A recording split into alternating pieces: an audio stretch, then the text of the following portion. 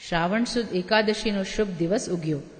આપના હૃદયમાં એક વિચાર ઘુમરાતો હતો. પ્રભુએ પોતાના દૈવી જીવોનો ઉદ્ધાર કરવા માટે મને ભૂતલ પર પ્રગટ થવાની આજ્ઞા કરી હતી. પ્રભુના આ મનોરથ સિદ્ધ કરવા માટે હું ભૂતલ પર આવ્યો પણ ખરો, પરંતુ આ દૈવી પુષ્ટિજીવો સાન અને ભાન ભૂલી ગયા છે. પોતાના સ્વરૂપને ભૂલ્યા છે, પ્રભુને ભૂલ્યા છે. દેશ, સ્થળ, કાળ અને અનેક દોષોથી ગ્રસ્ત બનેલા છે. સ્વભાવથી દુષ્ટ બન્યા છે.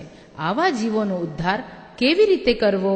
આપ શ્રી દૈવી જીવોના ઉદ્ધારનો વિચાર કરતા કરતા શ્યામસુંદર શ્રી કૃષ્ણનું ચિંતન કરવા લાગ્યા. શ્રી ગોવિંદ ઘાટ પર છોકરના વૃક્ષ નીચે જ આપ પોઢ્યા હતા. બાજુમાં થોડાક દૂર શ્રી દામોદરદાસજી હરસાનીજી સૂઈ ગયા છે. રાત્રિ આગળ વધતી હતી.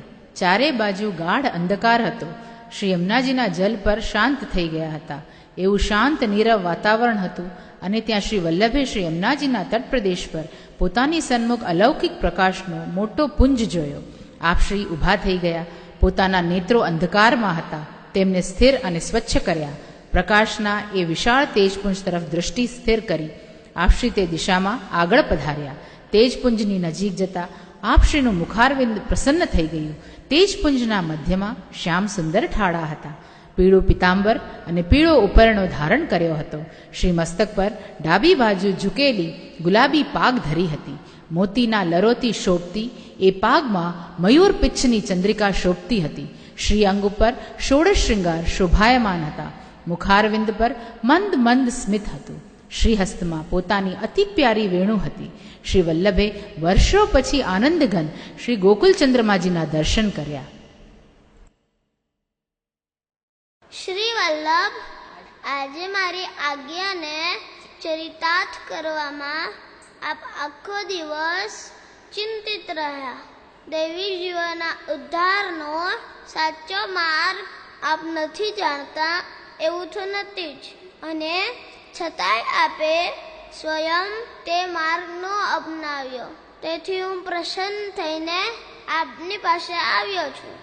આપ મારી આજ્ઞા જગતમાં પ્રગટ કરજો અને તેથી મારા શ્રી અંગમાંથી પ્રગટેલા સર્વદેવી જીવોને અક્ષરને લઈ મને સોંપજો. તેમને અવશ્ય મારી પ્રાપ્તિ થશે. હું તેમને કદી છોડીશ નહીં. હે વલ્લભ, હવે હું આપને આ 84 અક્ષરનું મંત્ર આપું છું. એનાથી આપ મારો અને દેવી જીવનો સંબંધ કરાવજો. આ ગદ્ય મંત્ર બ્રહ્મ સંબંધના નામેથી પ્રસિદ્ધ થશે.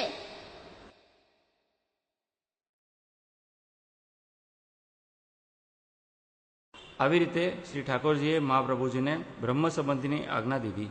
શ્રી મહાપ્રભુજીએ ઠાકોરજીને પવિત્રા અને મિશ્રી ધરી. આ પ્રસંગ શ્રાવણ સુદ 11ના બન્યો, જેને આજે પુષ્ટિ માર્ગમાં પવિત્રા એકાદશી કહેવાય છે.